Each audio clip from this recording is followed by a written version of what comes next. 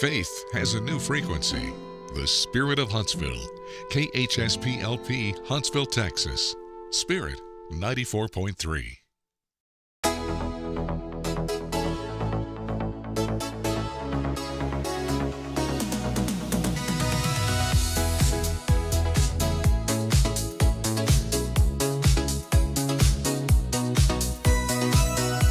Good morning. Coming at you live. I always wanted to say that. I've never been able to say that, Jason. Coming at you live from Studio 1229J. It's time to wake up. There you go, man. I love it. I love it. With your friend Jason Bay on a thankful Thursday. It's Good Morning Huntsville. And Jason, take it away. I can't follow that, Rob. How you been doing? I missed you, man. I know it's been a while. I feel like it's like that old friendship. I feel like we've been so distant, brother. It has been a while. I've been going nonstop. You've been going nonstop, and today we meet at 7:30. We are here on a thankful Thursday, episode 732. Uh-oh, am I right, Josh? Okay. Whew, man. I've been good at that, remembering. Episode 732, Good Morning Huntsville. We want to welcome you in as we just get started here today on this Thankful Thursday. Underwriting support for this program is made possible in part by Elliott's Jewelers, a local jeweler here in Huntsville, and appointments can be set up online at elliotsjewelers.com, and also First Baptist Church, a harbor of hope, and online at fbchuntsville.org. We are rejoined by Pastor Jason Bay. Jason, as you said, I know you've been busy. Man, it's funny in ministry because we talk about how, all right, we go through these like kind of seasons of, okay, well, things are going to slow down a bit, or at least we think they will. Yeah. But they really don't. And that's not a negative thing. I love the fact that we always seem to have our foot on the gas pedal, and you have to be.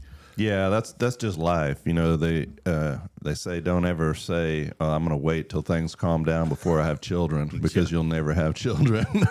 I encourage any young people, I won't say the names, but I've heard of a young couple that's getting married. I'm so proud that they're choosing to get married young. Do it, have the kids, and then just live it on. Right, Jason? Or you can never stop having kids like me. I'm 50 and have a 5-year-old. Well, that's what we mean by live it on. Y'all were almost you were almost at this cool position to where, like, what was it, like kindergarten and senior? I mean, well, there's a pretty good range there. Yeah, no, this year we have a child graduating from kindergarten and a child graduating from college. So that's a big range. If Bridget and I would have got started earlier, how cool would it have been to just have 12? And then we got one in each grade. What would that have been like? I have 3 kids in college right now, Rob, and it's breaking me every day.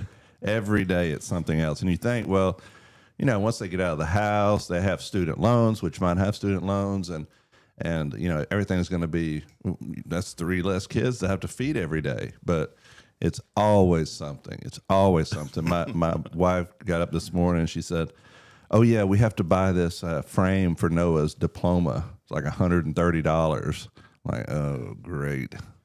It's always something. It's never nothing. It's, oh, we need money for this. We need money for that. We need money for that. So...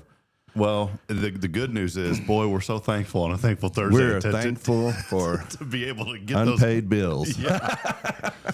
My friend Joshua Harris, you know Joshua very well, the Oak Ridge Disciple House. Joshua said, and he's right, he said, everything that we have, the Lord has given to us to give back to others. Yeah. And I always joke, I say, here's my debt. Whoever wants it. Right, just go ahead. Right, and there are companies out there that generously want to buy it from you. Yeah. That's wonderful. What are you going to leave your kids? A whole lot of debt. Yeah.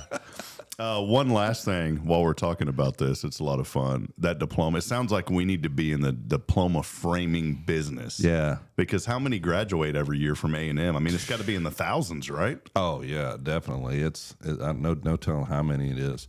But his graduation is May the 7th at 9 o'clock in the morning. Oh, my goodness. Yeah, think about that. Graduation at 9 o'clock in the morning. I mean, that's you think of graduation, in the evening, get dressed up, go to the graduation, go out to eat. But no, you go to the graduation, then go to breakfast, I guess.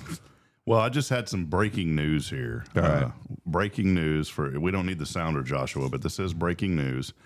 There are over 2 million degrees that were, what does conferred mean, in spring of 2025? Like, I guess that happened, right? Yeah, occurred. Yeah, it's a fancy word. Somebody said instead of saying occurred, they said conferred. Somebody with a graduate degree came up with that word. Okay, so here we go. 2 million of these things. Okay, let's just round it down. Yeah. 2 million. Yeah. And then how much was that diploma for Like him? $130. 130. Jason and I have just created a $260 million a year business. I think that deserves a round of applause, Joshua. Yeah, definitely. We've just created 200. There we go. There we go. R&J's Frame Shop officially opening up tomorrow. Yeah. And we'll do them for $129.99. Yeah, but what this does, Rob, is this has a little, so the frame, you have the frame and it's all closed, and it's got a little slot in the back, and all you do is just slide the little diploma right down there in the slot. So it's perfect. After you get it, you just drop it down in there. You don't have to take it to any other shop or anything. It's just done for you. So I was like, well, that's worth something. We are going to have a segment a little bit later today, and it's a pretty fun segment. I was thinking on the way in about this segment, Jason. We always have to be, open to change, open to adaptation, right? That's what I preach. And we hope that something that we adapt here will help you. And as I was driving in this morning, the new, boy, I'm going to tell you something, and it's a Thankful Thursday. But that new bridge over there, with the way they got that now, everybody shifts and gets over as quickly as they can. It's a mess because people that are driving through, they don't know what to do. And Yeah. You know what They're I'm all talking about. moving over at the last minute. They're all moving over. Now the far right lane is also a straight and a turn to get onto the Which access one are you road. talking about? The one that goes over 45 or 30? Yep. And the other one, though, is just as bad now, the Smither Bridge. Oh, yeah, the old Smither Bridge. Because there's 2 lanes that turn left now, and so there's people at the last minute trying to get over the right that want to go straight. So this morning on the way in, I needed to get, I forgot. I was the guy that forgot. you were trying to get over. I was trying to get over to the right. I didn't want to be stuck in those 2 lanes because then you have to turn left to head north. Yes.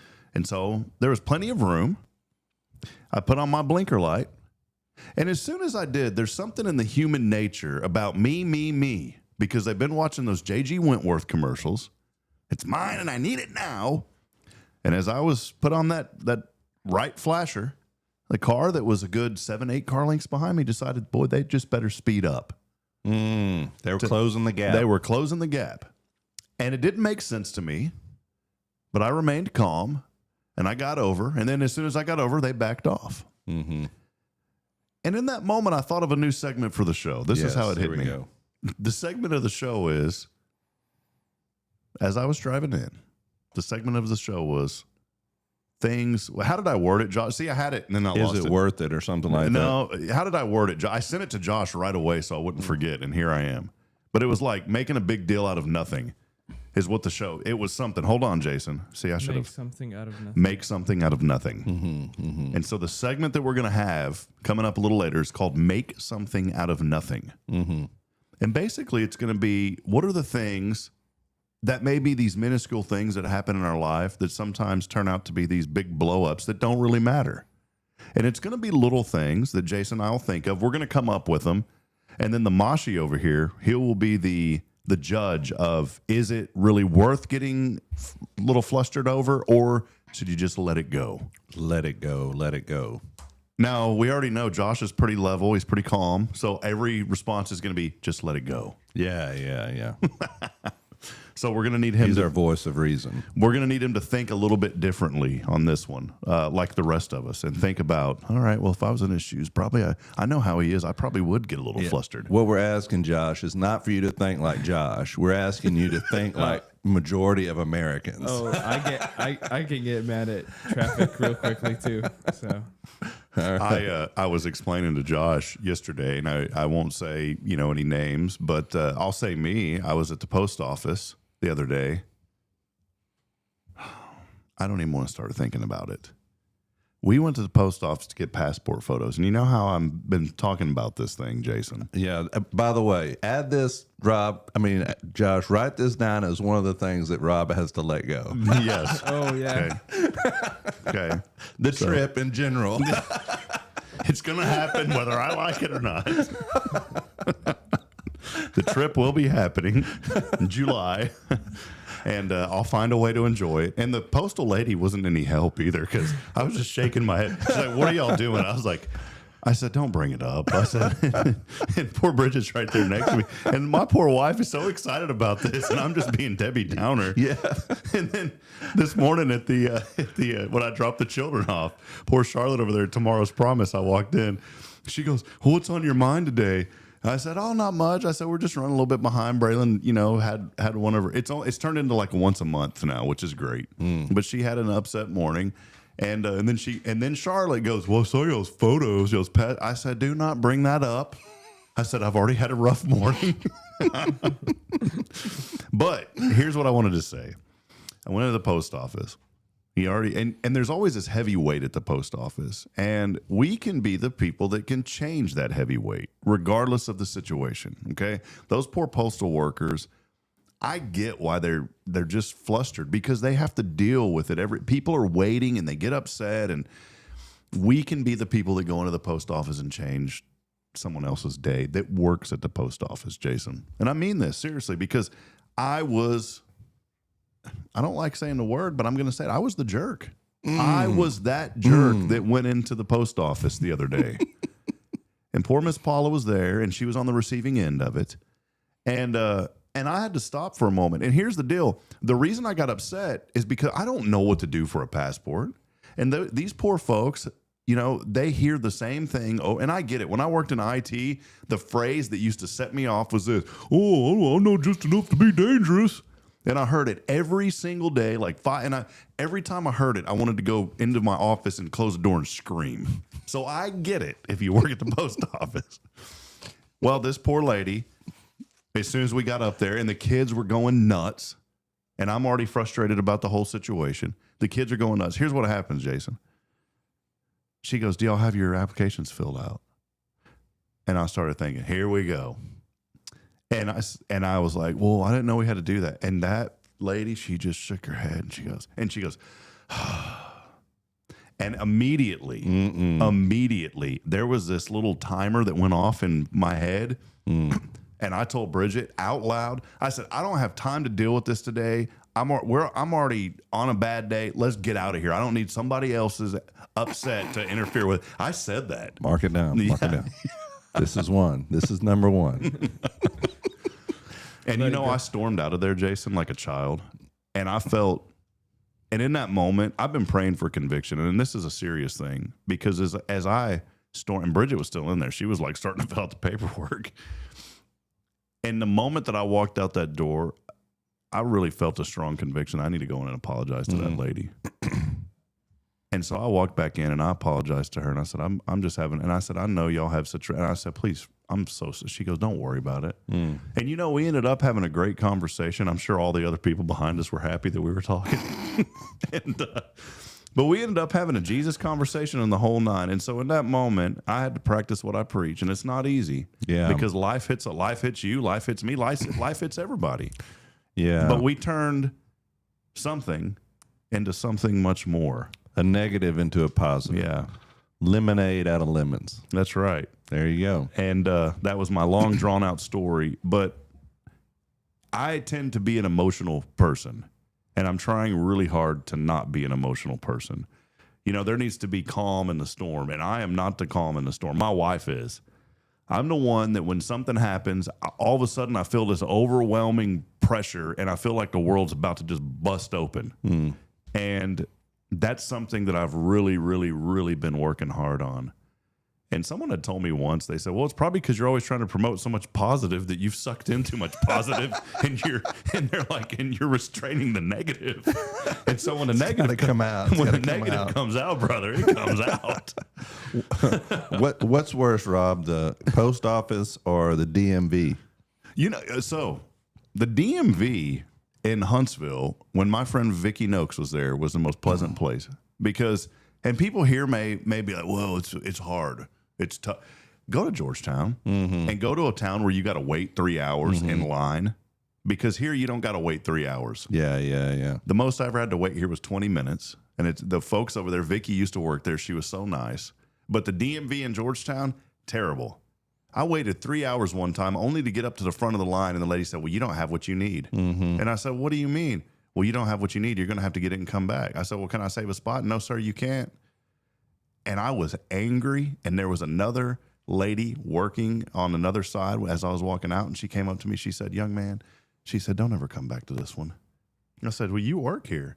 And she goes, I know, go to the one in Taylor. She goes, I only tell people that I feel like are going to be nice. And even though you're angry, I said, you seem like a pretty nice guy. She goes, go to the one in Taylor. Nobody's ever there. Taylor was 20 minutes away, but it was worth the drive. Nobody was ever at the one in Taylor. Yeah. I have similar stories because we technically live in Montgomery County. So whenever I have to get something, I have to get something done, something car registered or something like that, and head down there to the tax office or whatever it is I have to go to. It's always just take a number, and you just line up. And then one thing that aggravates me is at the one that they have in Montgomery County, there's like probably 20 different lines. You draw a number and then it tells you what line to get into. That sounds miserable. Yeah. So there's like 20 different lines, and you sit in this room and all the chairs are facing the same way. And you're sitting there and you're waiting for your number to tell you what stall to go to. Well, when you get there, if you go to this one versus if you go to this one, you may get two different answers. It depends on which one you go to. And it depends on how helpful the person behind the desk wants to be. They could just tell you, oh, you don't have it all. And I've been there before, and they've just said, oh, you can't do that. You got to go back and get this and this. Then you sit there and you go to somebody else. Oh, yeah, I can help you with that. Just, this or that and take care of this. And it's just who you go to. You don't have the right ones, Josh. They do the frat wave. If you don't have, go on now, get The frat flick. the frat flick. I've learned something from Josh. This is the new wave. If you're, it's the frat flick. So Move it on. Yeah, go on now. You don't have what you need. Get on out of here, Jason. Definitely. Well, hey, let's take a break. We'll keep it on the FM. We've got an awesome young lady here, Chloe Brisher, that is joining us from Sam Houston State University, and she is going to share some really awesome stuff with us. What is it? Well, you're going to have to stay tuned in to find out. We'll keep it on the FM airwaves. We'll go to just some little upbeat music, and we will be back here in just a few seconds. Stay with us. It's Good Morning Huntsville here on a Thankful Thursday.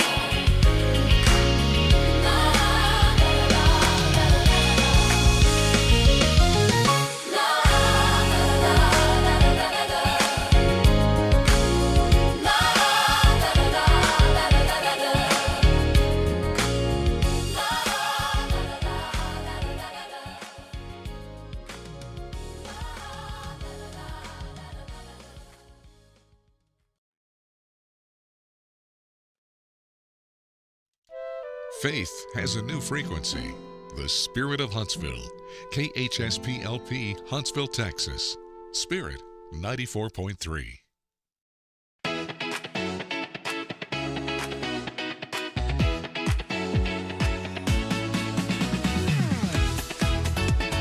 As we come back here on this segment, I was looking over at Jason's shirt, and your shirt, man, kind of matches the music.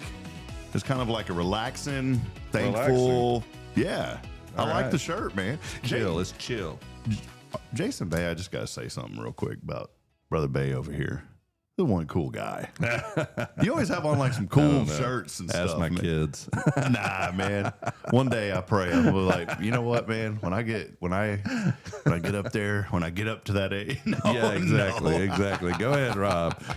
Keep me while I'm down. No, but I mean it, man. You're a good dude, Jason. This is the only time that I get to like say that my pastor's a good dude. No, you know, we have a good time. on Sundays it would be kind of, hey, everybody, Jason's a good dude. You know. Anytime, Rob. It's a compliment. No, we appreciate you, Pastor Jason. And you know what we appreciate? We appreciate having guests on the show. And it's always so much fun when we have the privilege of having students from Sam Houston State University. And today we are joined by Chloe Brisher. And this is 2 days in a row that we've had a Sam Houston student. We had Abigail Dittman on yesterday, that one local girl. And now we are privileged to have Miss Chloe on. Chloe, welcome. What's going on?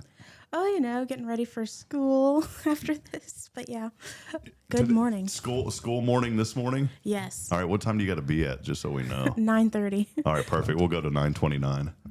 Finals coming up? Yes. Yeah. At some point, they're coming. School's winding down. My kids are looking forward to being out. Well, it's cool because before we dig into this interview, and I know you've got a lot of awesome things to share, but before we dig into this, you and Joshua know each other. So how did you guys meet? So we met in college, really. But funny story, we actually prayed for Josh in high school. In high school, we prayed for God to send a revival to Huntsville. Wow. And then this guy from Lebanon shows up.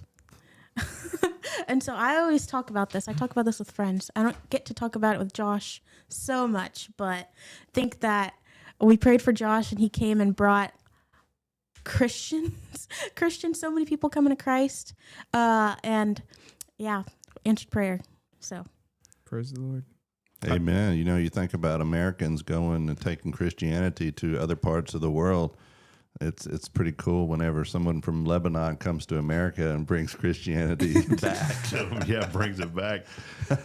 Well, Chloe, one thing that I just really admire about you is just your spirit. You're such a good-natured person. You grew up here in Huntsville, and the way that you connected with us, and that's why I wanted to keep it on the radio, you were flipping through, and I guess somebody told you about Josh's show, right? So tell us a little bit about how that happened.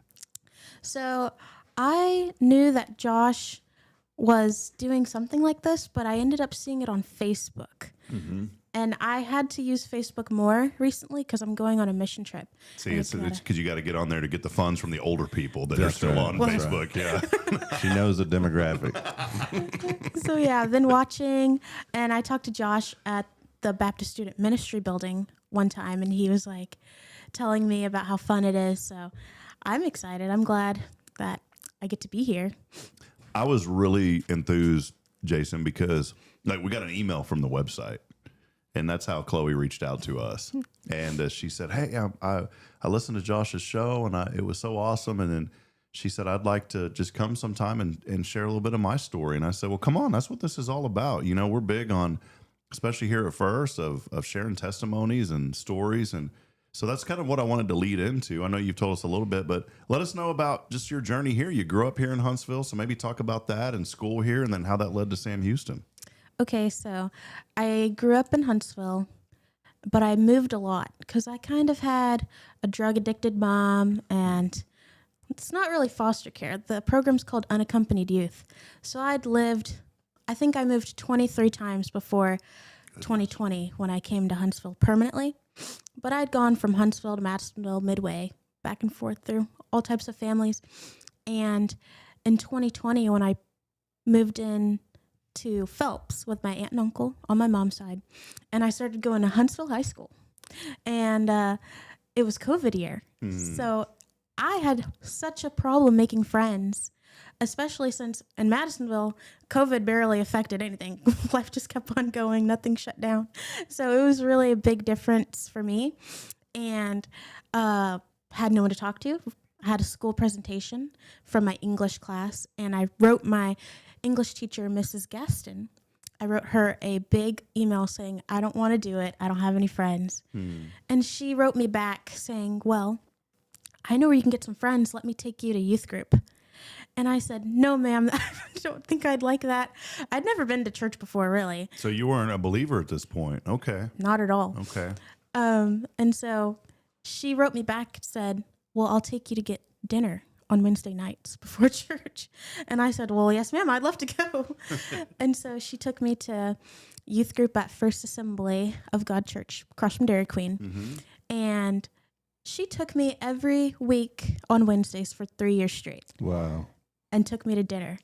And those car rides, she'd ask me how my day was and how school was and if I made any friends and ask me my hobbies. And I was like, no one in my whole life has ever asked me these things or cared to know these things. And so I just felt so loved. This lady has like so many grandkids. And I thought, she's taking all this time for me. And I just felt really loved. And I started going to this church, and someone paid for me to go to church camp, which is like the thing. Everybody loves church camp. And so it's in Waxahachie, the church camp. And I went that year in 2021 summer. And this is a crazy story. No, it's good. Keep telling it. I had tubes in my ears, and I got in the lake. Something you're not supposed to do. And they filled with water. And so day 2, I'm like, well, I'm ready to go. And I remember one of my leaders was pregnant and was going to leave the next day anyway. So I was like, I'm just going to leave. But my youth pastor, his name's Joel Gaston, his wife, Autumn, was like, well, Chloe, why don't we just pray? And I was like, why don't I just leave? And she put her hands on my ears and prayed. And then the night was over. I went to bed, and I woke up, and there was no pain. There was no swelling. There was no water. And I felt like, well, guess I'm staying. More fun, I guess. And so that night we had like the church service. There's like 2,000 kids in this huge auditorium. And the guy comes on stage. You know, church camp is like smoke, lights. And he's like, turn it off. Turn everything off. Turn around and face the wall. And I remember everyone from camp that year was like, this is so weird. This never happens. And he's praying, and he's like, I just want to tell everyone here that there's someone here who has no mother and has no father and feels like nobody loves them. And I'm here to tell you that God wants to be everything you lack. And he's just talking and talking. And I thought, surely he's not talking about me. And then he said, you know who you are. And I thought, well, maybe he is talking about me. And he didn't say this, the pastor guy. He didn't say, or else, but I felt like I need to learn about Jesus and accept him or else. Like, that's how I felt. And so I went up to my youth pastor's wife, and I told her, I'm raising my hand. Pray with me, please. And she prayed with me to receive Christ. Amen. And I had never looked back. Like, I feel like I got saved yesterday. So that's the story. That's a powerful story. And one of the things that sticks with me about your story is the way people come to know the Lord.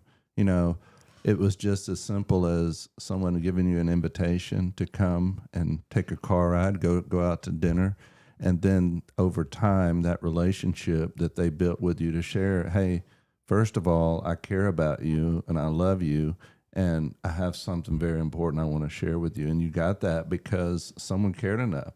And I think a lot of times we make evangelism about that, oh, it's set aside for you know, this specific gift of the Spirit. But notice how the disciples did ministry. Notice how Jesus did ministry. Many times it's just one-on-one, just talking to somebody. And I think we make it into something that is so much bigger than it has to be. It's just showing somebody enough care and concern that, hey, I'm willing to walk this journey with you. I'm willing to say, you don't have any friends? I'll be the first one. You know what I'm saying? And I think that is so powerful to me and the people that listen. And the message that I try to share with all of our people, we have one of our youth here that's going to the Good Shepherd mission, and that's her mission too, is, hey, let's not think of evangelism as something we do on a large scale. Let's think of it as something we do one-on-one. And that's what you experienced. Yes, I felt like she showed me the love of God by just the time, and it's really like she has so many kids, so many grandkids, and she's making time for me. And I thought, God has so many children, and he cares. He has more thoughts for me than there are grains of sand on the earth. He cares for me. So really feel like she showed me the love of Jesus. Another thing that sticks out is that it's a public school teacher. And my mother she's 82 years old, and she still teaches third grade. But the reason that she still teaches third grade is because she feels like that's her mission and that's her calling.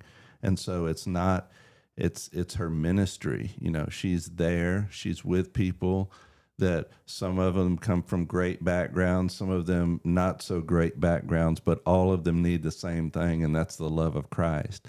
And what a mission field that teacher showed. You know, this is I'm called to teach. I'm called to do this job, but it's not just a job. It's a calling, and it's a mission and a ministry. I think that's cool.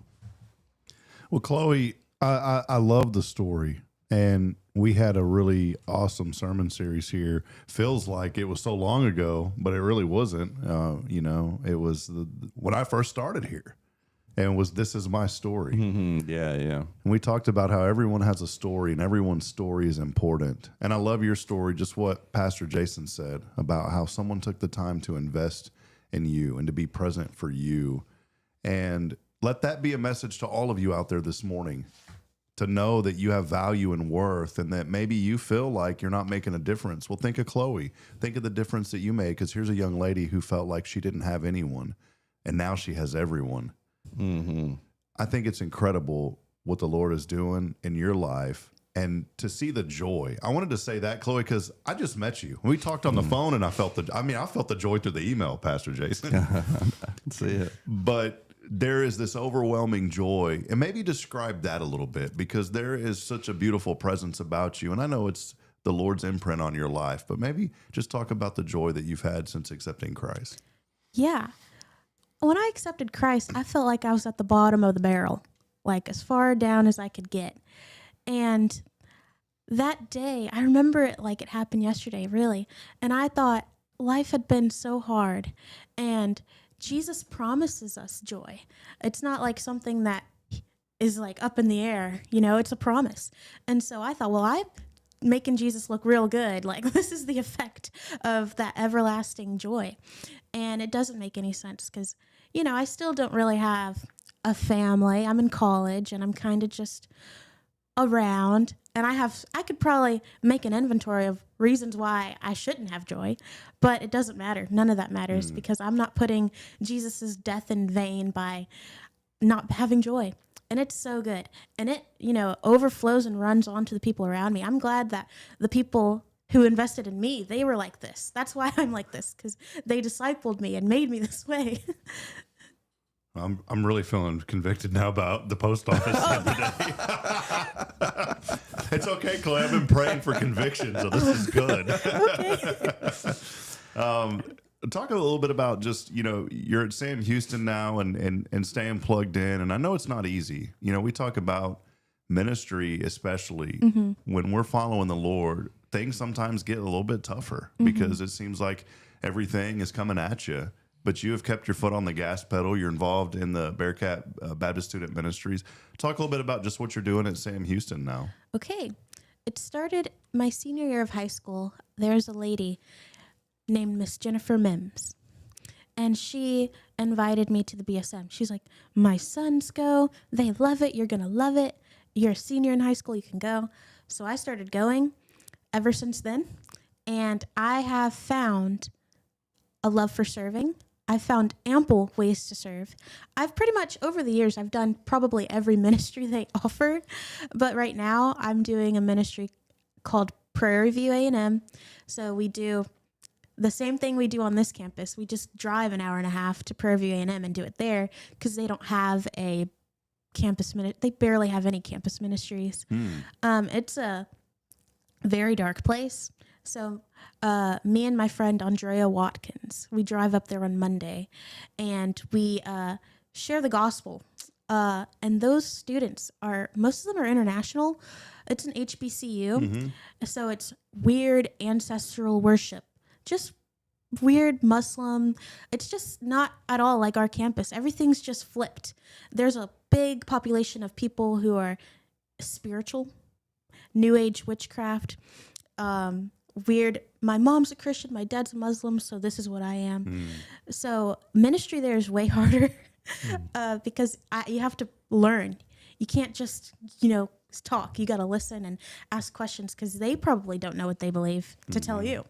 And so that has been really fun. I got to pray with 2 people on Monday to receive Christ as their Lord. And those girls, they were cultural Christians, dads are pastors. And so every week it's awesome. And I get to learn a lot. And the Baptist Student Ministry has taught me how to do ministry. I could probably have figured it out, but it's so good to have people teaching me and pouring into me there. So, yeah. One thing she said, Pastor Jason, I wanted you to chime in on this. She said 2 words that stuck out to me. And as she goes and talks to these other students, she said, I've had to learn to listen and ask questions. How many times do we hear people going in and saying, well, this is how it is, and just immediately start telling someone something without trying to relate first and learn about them? Yeah, no, you hit the nail on the head. I mean, I always bring this up, but I think about the woman at the well. He sits there and he's asking her questions, and then by asking her questions, she's revealing who she is, but also what she struggled with, and then he is at the same time revealing himself to her. And I think what you're doing is exactly what we're called to do, and many times that is just to listen. Yesterday, I went to a family that lost their father. He was passing away, and a lot of people in that situation would say, "Well, I'd like to go, but I don't know what to say. I don't know what to say." Well, you don't have to say anything. Just be there, listen, and be that person that God can use, that vessel, that the Holy Spirit. Trust the Holy Spirit will give you the words to say, and that through His power, that conversation will become a spiritual conversation. And I think we have to look for that, just like you talked about, Rob, with the lady at the post office. Yeah, is that you have to look for those spiritual conversations. It could start anywhere, and it can turn into a spiritual conversation if you let the Holy Spirit use you in that way. It could start with anger and frustration and then conviction. And I always say, I think that's why it's so important to pray for conviction. That's something the Lord has really put on my heart, Jason, is to pray for conviction. Because I think the old me, not that like it was a bad me, but in that situation, I may have just completely walked out and not went back in. And now I'm responsible for tearing down somebody's day. But if we pray for the conviction, the Lord will answer that. I think there's nothing more than He loves than to convict people so that they will cling closer to Him. And in that moment, we think about the times that, are we leaving people with a good impact, or are we leaving them with a negative impact? Chloe, I know that where you're going, you're leaving people with such a positive impact. And I think it's incredible the way the Lord is moving in your life, and what a light you have been to so many others through so much darkness. Talking about your life in the past and now where you are, that's all by the power of God. Amen. What are you classified as, and what is your major, and what are you planning on doing whenever you get out of Sam Houston? So I'm a junior. I'm studying English and creative writing and technical writing and Spanish. Anything else? Yeah, that's it. And when I graduate next year, I want to create and publish Bible curriculum, Sunday school curriculum, discipleship curriculum. So I want to be broke. No, just kidding. Welcome to the ministry. Right. But yeah, that's my dream. That's cool. That's awesome. There's such a need for that. There is such a need for that, for someone that can relate to different age groups and different life circumstances, and through your life experiences already at such a young age, I can just see so much potential for you to be able to connect with people that need to hear the message of Christ in such a way that that is impactful. So I think that's very, very cool. What message would you have to another young person this morning, and maybe to that young non-believer or that young person that's on the fence about beliefs, and maybe they're spending a lot of time on the internet searching for every reason why not to have a relationship with Christ? What would you say to that young person today? Well, believer or not, if you're curious, seek discipleship. I'm so grateful that people came in my life because I wasn't really looking. People came into my life and gave me discipleship, and it changed my life. And, you know, for me, they both happened to be teachers in high school. But to the young person, find discipleship. There's so many old people who may be retired or widowed or whatever, who have all this knowledge, have all this experience, and probably need a vessel to pour into. And so that's my advice to anyone. Everyone needs discipleship so bad. Jason, I heard, I said to the young person, and I was reminded just now, this Monday, I had the privilege of assisting a family that needed a funeral service. And the lady that I did the service for was 91 years old. And you and I both you've done a lot more services than I have, but we have both done services from every age spectrum. And when it's younger, it's really hard. When it's older, there's some joy there. And there's always joy when they knew the Lord. And you and I both preached services to where we knew that person maybe didn't know the Lord. And those are tough. This service was one that really opened my eyes, and you hear about it. But I had asked the family if this lady was a Christian, and they said in her final moment she became one. Oh, wow. And it's never too late. That's right. To accept the Lord. Here was a lady, Hallelujah. 91, and she had never wanted to pray with anybody. She never wanted anybody to talk about that. And in her final couple of weeks, she extended her hand and let the family pray over her. Awesome. And I'm telling you, it's never too late. But the same token, if there's something tugging at you, today is the day, because there may not be a tomorrow.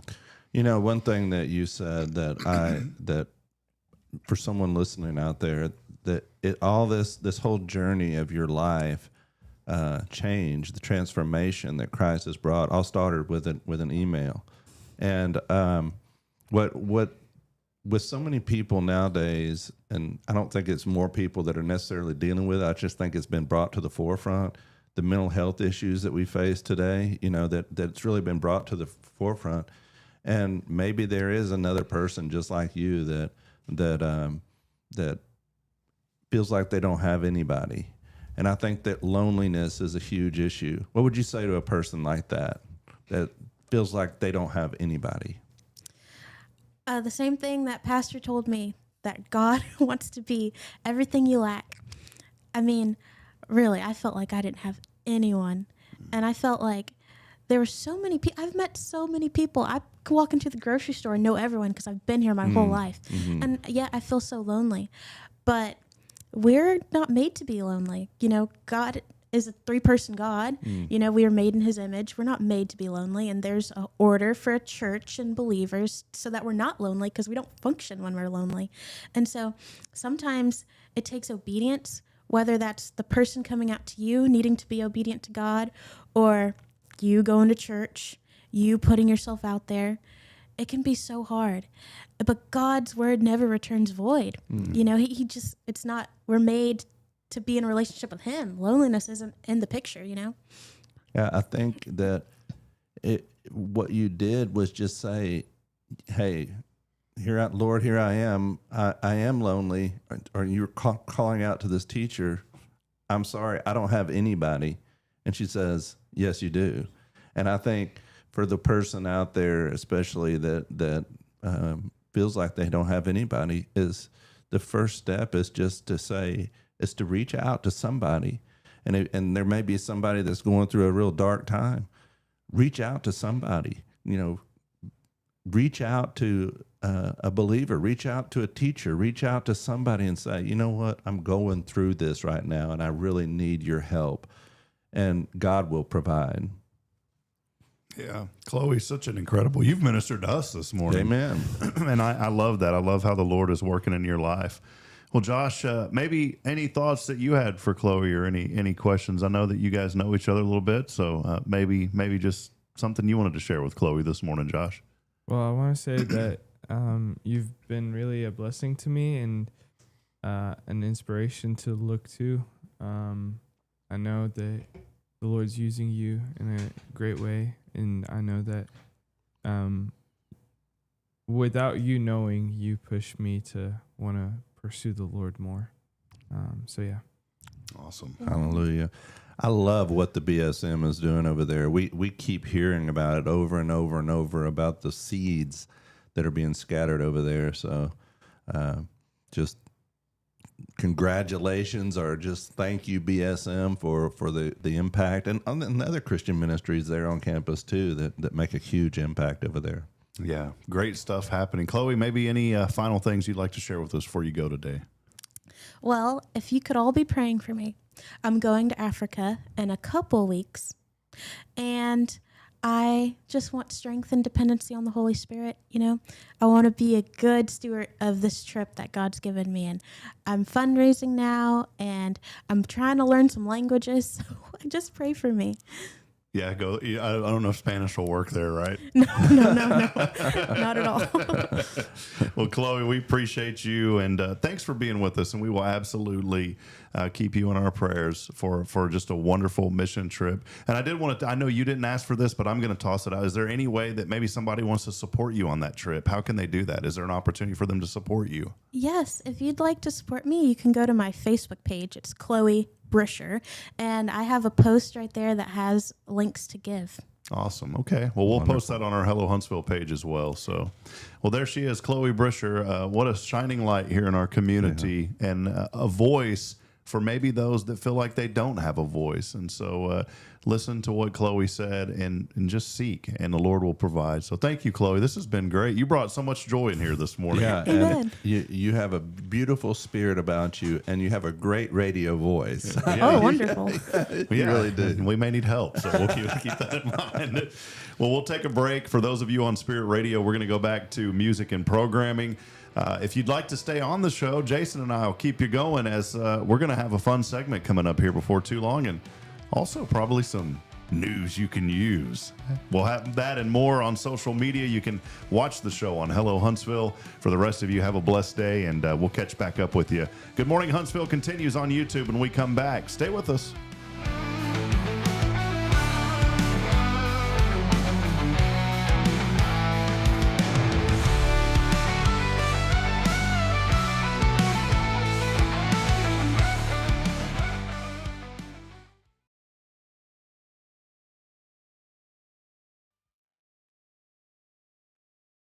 Tomorrow's Promise Montessori schools believe in creating spaces where children can learn, grow, and use their imaginations. At any Tomorrow's Promise location, children enjoy the largest playgrounds in town. Tomorrow's Promise Montessori is a fun school where every child learns at their own pace, and mastery of a concept is expected before moving on to the next concept. At Tomorrow's Promise, every child is respected, loved, and nurtured for the unique individual that they are.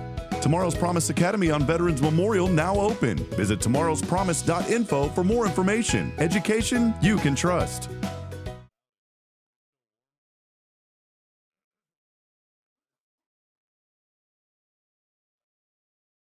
Are you ready for a better way to bank? Join Walker County Federal Credit Union today. As a member, you'll enjoy low-cost loans, no annual fees, and easy online access. We're not just a credit union. We're a community dedicated to your financial success.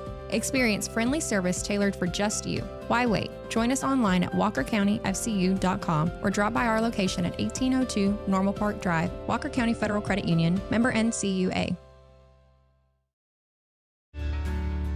Hi, I'm Billy Cawthon, manager of Sam Houston Memorial Funeral Home. We know times of loss are tough, and you need a place to feel comfortable and cared for. At Sam Houston Memorial Funeral Home, we pride ourselves on being with you during those really tough days. You can rest assured that we will be on your side and by your side every step of the way. Thank you for your trust. Sam Houston Memorial Funeral Home, supporting families every day, every step.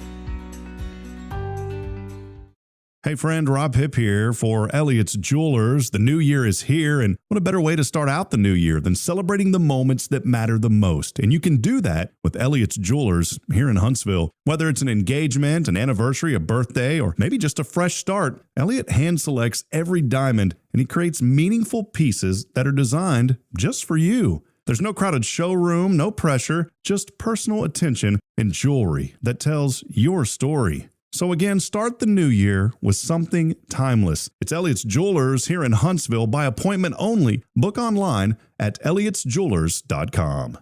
Hey friends, Rob Hipp, Media and Community Outreach Minister here at First Baptist Church, Huntsville. Let me ask you, when's the last time you felt real hope? Maybe it's been a while since you've been to church, or maybe you've never felt connected to a church at all. Well, friends, that's okay. Here at First Baptist, we're a harbor of hope, and we welcome everyone just as they are. We have programs throughout the week for all ages to come together, ask questions, grow in faith, and find the hope that only Jesus Christ can bring. Whether you're looking for a fresh start or a community to call home, we'd love for you to join us. Come experience something real. For more information, visit fbchuntsville.org. First Baptist Church Huntsville, a harbor of hope. In this harbor of hope, we are safe inside. This is Guardian Defense in Huntsville, Texas, a trusted family-owned and operated gun store and range in the heart of East Texas. Guardian Defense is your one-stop destination for Texas LTC, NRA basic pistol and rifle courses, pistol refresher training, as well as a wide selection of quality firearms and ammunition. At Guardian Defense, empowerment is within reach through their Texas DPS-approved license to carry classes. Certified instructors will guide you through every facet of firearm safety, conflict resolution, and the pertinent legal aspects. Book now to become proficient and responsible in handling a firearm with complete confidence. For the eager learners, the fundamentals of pistol and rifle usage await discovery in their comprehensive 8-hour NRA basic courses. You're invited to connect with Guardian Defense on Facebook and Instagram, or give them a call at 936-293-0364. You can also visit them online at guardiandefensellc.com. Guardian Defense, your reliable partner in mastering firearm safety and acquiring quality firearms in the heart of Texas. Hi, this is Braylon. You are listening to Field Radio. God bless you.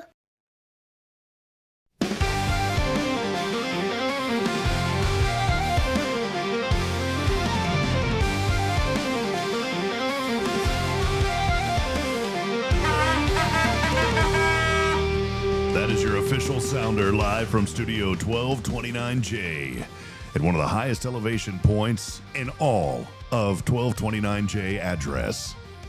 Did you catch what I did there? Love it. Coming at you live. It's time for news you can use. Pastor Jason Bay, in the words of my friend in Corpus Christi, Texas, Johnny Canales, you got it. Take it away. All right. It is new time for news you can use. And I have just a few stories for you, Rob, and then a little game show. And plus, at the end of our show today, Rob, is what we teased earlier is, what was the name of that segment we're doing, Rob? Keep my brain asleep. Make something out of nothing. Make something out of nothing. Make something out of nothing. All right. Workers inside an Espresso Oak coffee truck got more than they bargained for when their vehicle broke down on Interstate 20. This is in Texas. While stranded in Eastland County due to a broken trailer wheel, the staff filmed an escaped kangaroo hopping through highway traffic. The adventurous marsupial had wandered off from a nearby private property, as owning kangaroos are legal in the state of Texas. For about an hour, the animal explored the roadside before it was safely captured and returned to its owner. The coffee truck owner shared the surreal footage online while waiting for repairs to be completed on their trailer. It was a bizarre interruption to an otherwise stressful day for the mobile baristas. So you've seen any local kangaroos jumping around, you know where they came from. Can you just visualize all of the chaos that was taking place during this? Because you talk about a broken down trailer, a wheels off, and all this stuff, and then a kangaroo out of that. That is a lot of chaos going on. It is, and probably the key to the story is that owning a kangaroo in Texas is legal. So, Rob, I suggest we go out and get us a kangaroo. Yes, we're going to have one up here at First next week. We need one for sure. In Temecula, California, a homeowner was shocked on Saturday morning when a hot air balloon carrying 13 people made an emergency landing in his backyard. Hunter Perrin was watching television when a neighbor alerted him to the massive aircraft that had descended just outside his sliding glass door. The pilot was forced to land the vessel due to a sudden loss of wind and low fuel levels. Despite the tight space, the pilot successfully navigated the balloon into the grass without causing any property damage or injuries. Witnesses praised the pilot's maneuvering mastery, noting that the balloon moved slowly and avoided all obstacles. Passengers on board, some celebrating anniversaries, expressed relief and gratitude for the safe conclusion to their flight. The unexpected arrival turned a quiet morning into a memorable neighborhood spectacle. If you have a hot air balloon, which I don't know of anybody who does, so this ain't going to reach anybody, so I'm sorry if I offend you. But why is it that the hot air balloon, that's the one aircraft that thinks that they have like dominion over everything? Because those things land wherever they want. When I was growing up, they'd always launch them from the hill where we lived, and 3 or 4 times they landed in people's yards when they came back. They just think, well, we got a hot air balloon. We can just land it over there in old Jerry's farm. Why do they do that, Jason? You can't do that with a helicopter or an airplane. We've struck a nerve with Rob this morning. Yeah, not only does he not like to go to the post office, we've also learned he has a great annoyance in hot air balloons. Rob, would you ever get in a hot air balloon? Yes, I would. You would? I want to get in one. No, not me. I would never get in a hot air balloon. What about you, Josh? No, I wouldn't either. Yeah, because of what Rob just said, and they could land anywhere. Yeah. Well, no telling whose backyard you're going to land in. Maybe one full of kangaroos. All right. You're going to love this, Rob. A new car patent lets you go without pulling over. Road trips may never be the same because your next bathroom break could happen without even leaving your seat. Chinese EV maker Ceres has patented a built-in car toilet to solve one of life's most urgent travel problems. I can't hold it until the next exit. The concept sounds something like out of a sci-fi comedy. A compact toilet would stay hidden under the front passenger seat until nature calls. With the push of a button or even a voice command, the unit slides out on rails ready for use right there inside the cabin. I wonder what the voice command is now. Car, potty, now. Yes. Bzzzt. Can I just say something that when I was younger, I guess when you're real little, when you got to go, you got to go. But then you reach that age to where it's like, okay, I can hold it. But then you reach that age again to where, like, it is kind of like you got to go. I've been in that situation before now.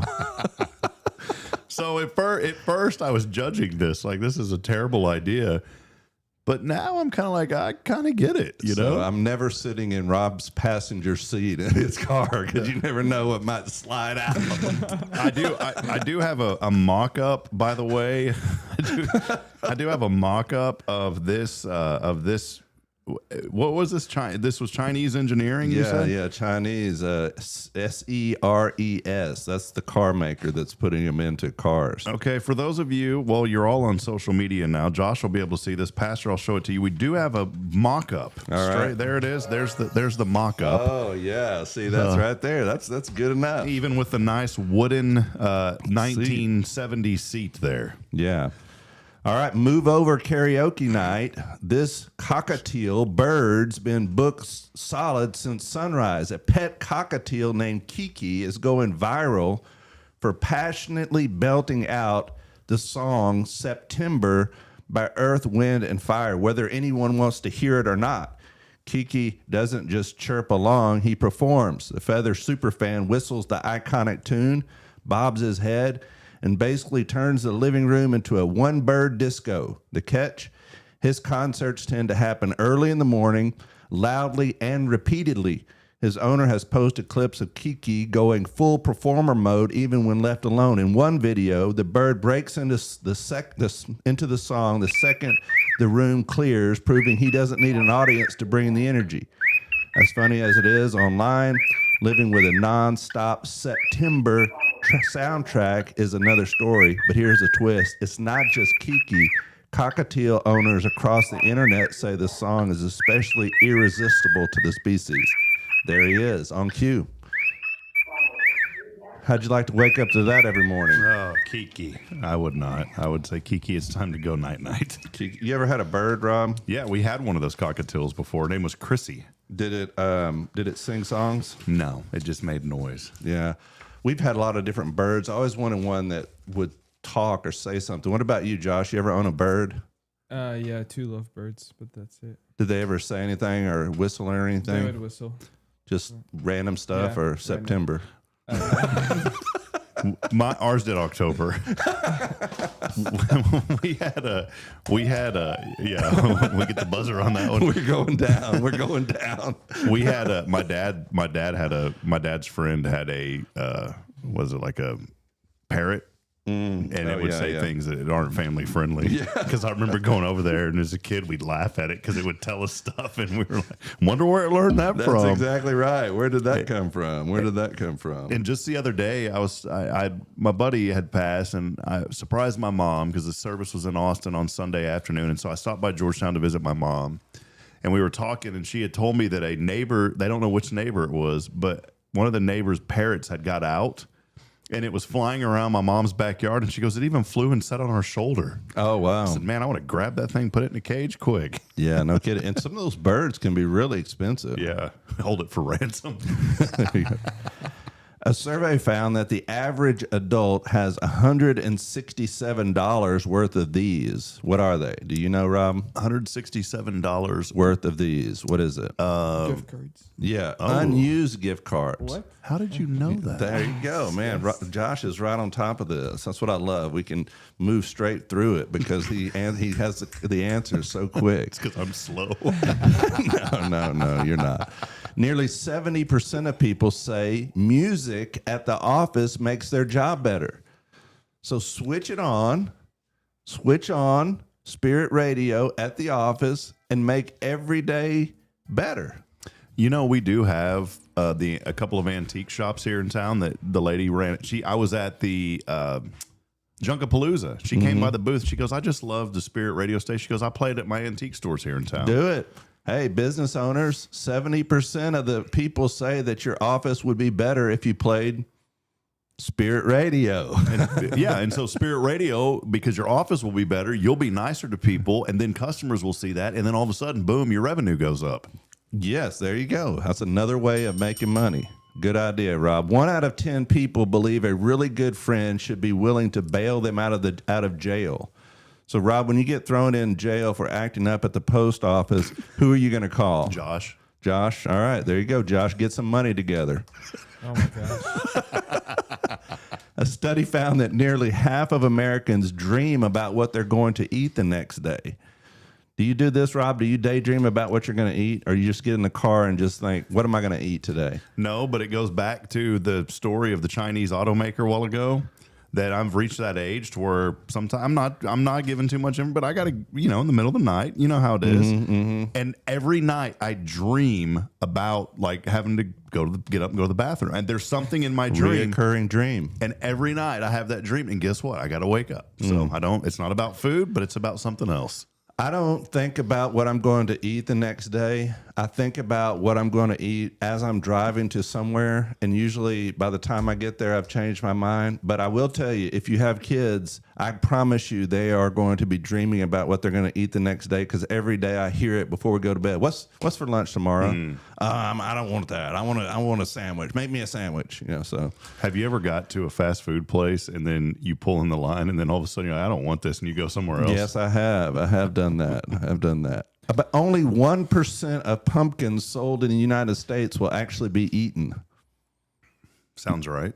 Over half of women take off their shoes when they get to their seat at the movie theater. You believe that? What's the percentage of men? It doesn't have that. Yeah, I'm not taking my shoes off. I'm not a take your shoes off in public person, man. Leave them on. Yeah, right. Yeah. There we go. Definitely. 10% of men have the disability of color blindness. And I can relate to that because I have color blindness. Anybody in your family, or do you know? Bear does. Bear does? My cousin does. He has those special glasses. He wears those glasses that said it just revolutionized how he sees things. 75% of raisins are eaten at breakfast time. You eat raisins? Any of your kids eat raisins? Used to, but not anymore. I used to eat the little box of them. Yeah. We went to church over at Dodge when we brought our kids. They were giving them a lot of candy, in the nursery, and so Kim was like, "Man, I wish they wouldn't give them so much candy." Anyway, I eventually got back to the nursery that they didn't want us giving them candy, so then they started giving them raisins. Well, then we didn't really know that the change had taken place until we inspected the diaper. It's like the blueberries, man. we realized something drastically had changed. We call that in our family with blueberries the blueberry blowout. Just if y'all want to talk about this at 8:40 on a Thursday morning. 73% of people have recycled the gift of candles. Mm-hmm. You done that? Candles are terrible gifts. I love candles. Yeah, but they're voted one of the worst gifts you can get people. Really? Yeah. My daughters love candles. Mm-hmm. We go and we typically try to get them a candle for going somewhere. All right, quick game show. Here's a list of 1960s TV catchphrases that everyone still says today. Okay, so think about this.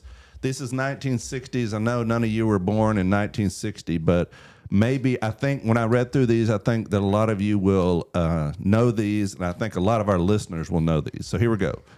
Think about the show. This message will self-destruct. A movie was made. Several movies made.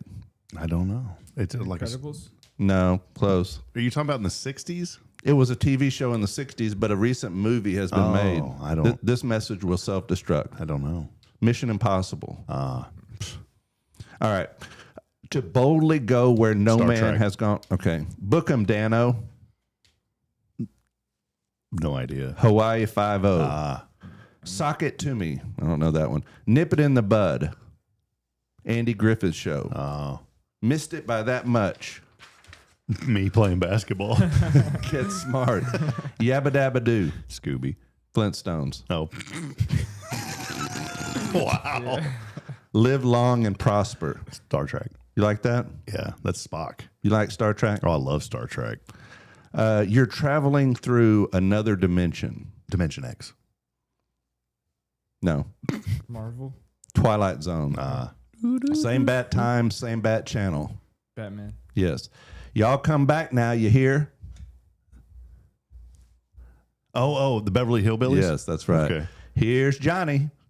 Johnny Carson show. Yep. There you go. Okay. All I got a couple. So that's our game show for today. And now we only got a few minutes left, but we want to move on to your segment here. Yeah, let's do it. Let's take a quick break because we got some spots to fire off real quick. So let's do that, and then we'll come back after about 3 minutes. Coming up, you're going to stay tuned to this because it is Make Something Out of Nothing. We'll be back in a moment here.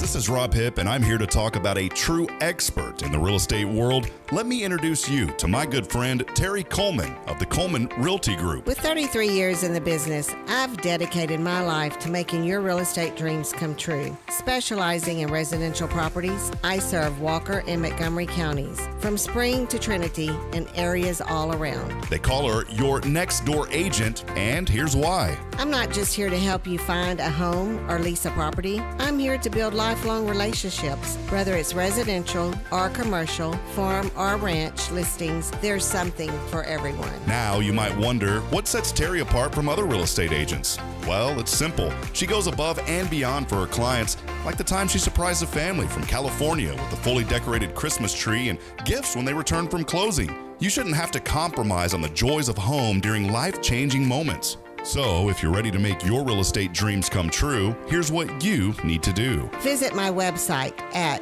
myrealtorterry.com and let's make those dreams a reality. That's Terry Coleman, your expert in all things real estate. I'm Terry Coleman, your next door agent, and I can't wait to help you open the door to your new life. The Oak Ridge Disciple House is a faith-based 501c3 nonprofit Christian character building ministry helping men 18 and older who are suffering from drug and alcohol addictions. If you or someone you know needs help, there is light at the end of the tunnel, and that light can be found through the Oak Ridge Disciple House. For more information, visit oakridgedisciplehouse.com. At Tomorrow's Promise Montessori Schools, we're not just a place where children pass the time. We are not a daycare. We are a child care center focused on the growth, learning, and discovery. Every day, children engage in meaningful activities that build confidence, independence, and a love for learning. From reading and math to social and practical life skills, our students are active participants in their development. Ready to give your child something more? Visit tomorrowspromise.info and discover what makes our school different. Tomorrow's Promise Montessori Schools. Education you can trust. Are you ready for a better way to bank? Join Walker County Federal Credit Union today. As a member, you'll enjoy low-cost loans, no annual fees, and easy online access. We're not just a credit union. We're a community dedicated to your financial success. Experience friendly service tailored for just you. Why wait? Join us online at walkercountyfcu.com or drop by our location at 1802 Normal Park Drive, Walker County Federal Credit Union, member NCUA. Hi, I came in. No, but you need to bear it right up.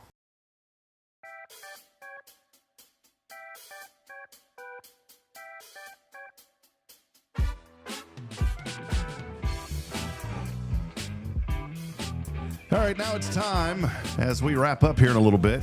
I like the music, Josh. Thank you. Right. He's got us rolling this morning. Well, make something out of nothing. And the way that this works, there's no winner on this, really. It's just it's going to be Jason and I talking about a few things that really may not be a big deal, or they could be a big deal.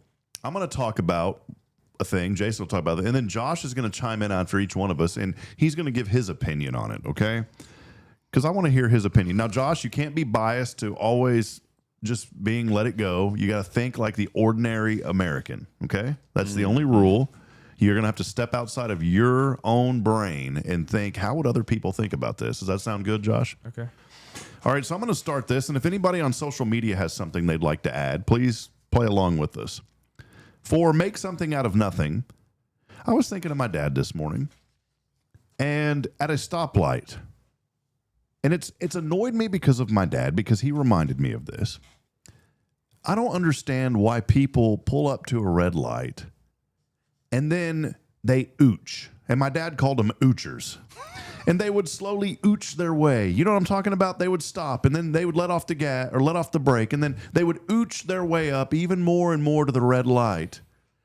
And to this day, it still kind of bothers me. It's a very small thing, but it really bothers me because my dad has infiltrated this on me, and it's part of his legacy that I'll remember. Oochers.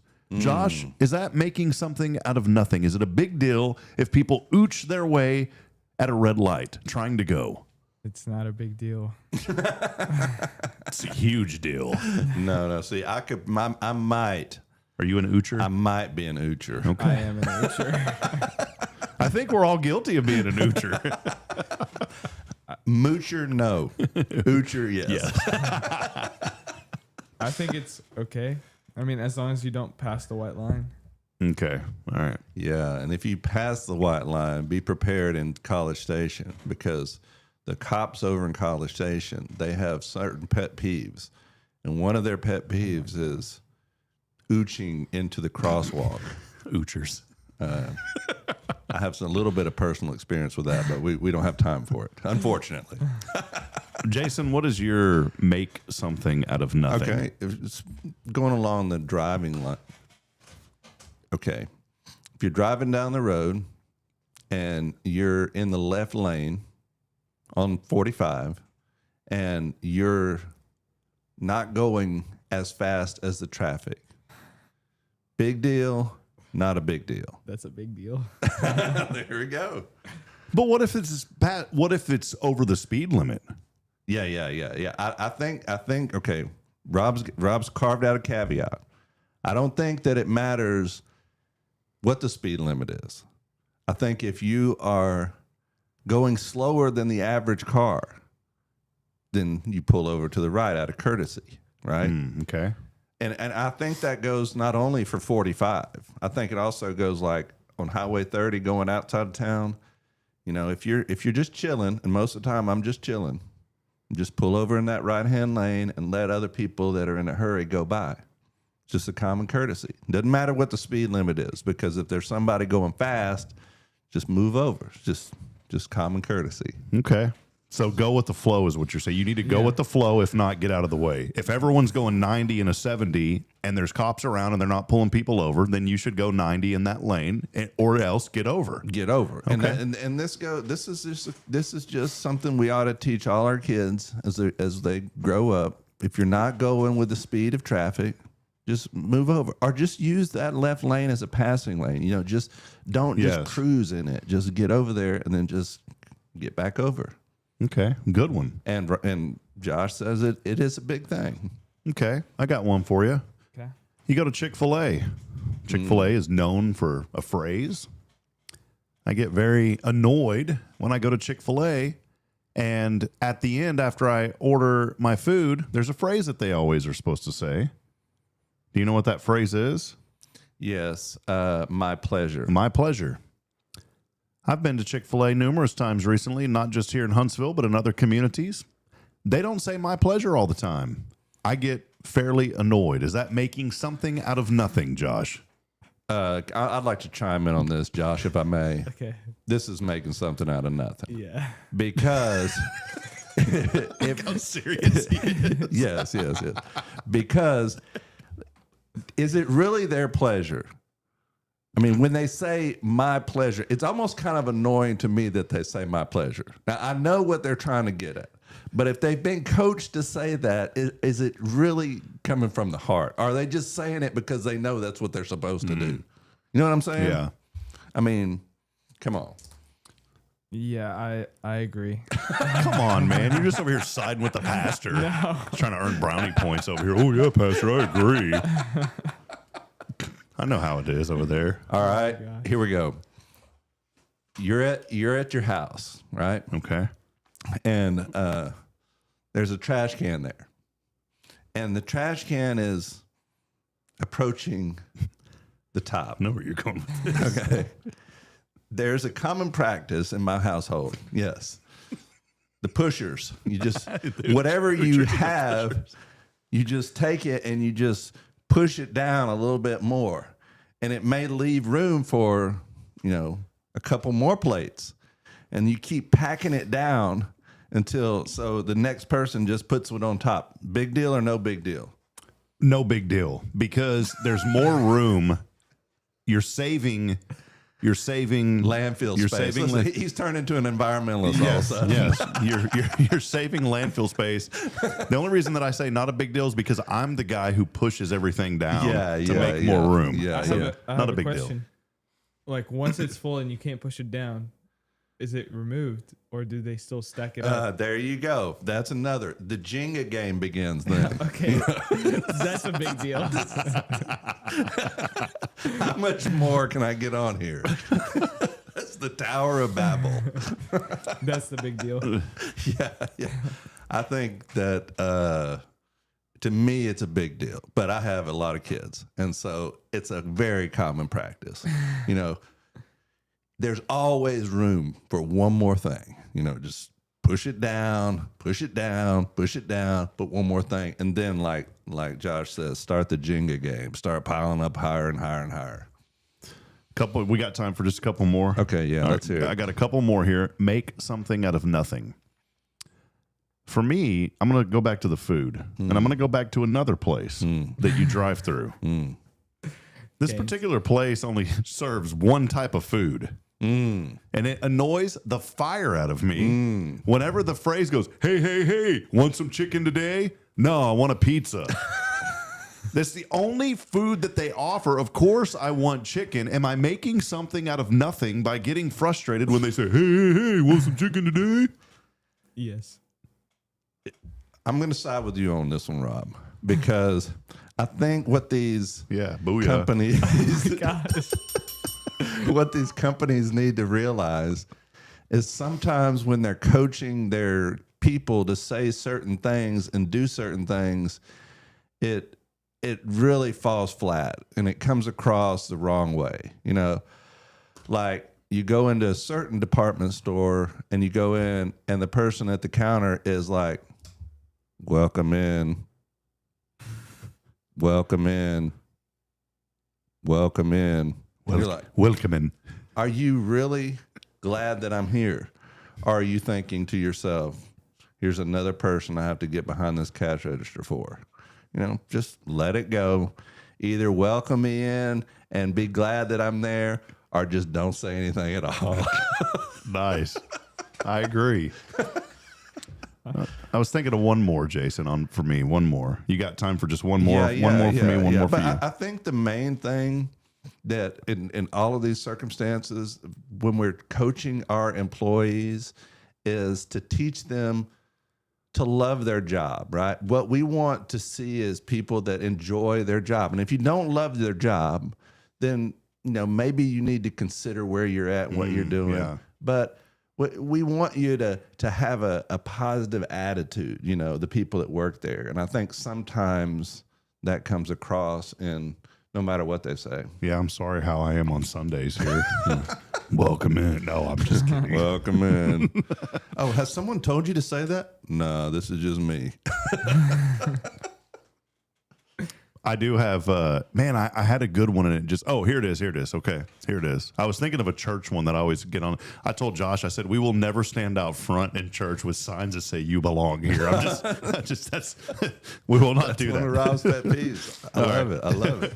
Here's one that I have though, Jason, my final one. And my brother and I have such a unique, sarcastic humor. There's things that we'll see that only he and I will call each other on because we're the only ones that would make anything out of it. Like there was a customer that came into our computer shop one time and the brand of the computer case was called Soprano. And this guy comes in and he goes, oh, Soprano. And he's like making it like this. So my brother and I, here we are 20 years later, and we call each other like, hey, Soprano, how you doing? It was like a case. But here's what I'm getting at, all right? So something out of nothing. This is one that my brother and we joke about all the time. These are things that I get annoyed about. Am I making something out of nothing? If you're in the construction business, I admire you. That's a hard business to be in.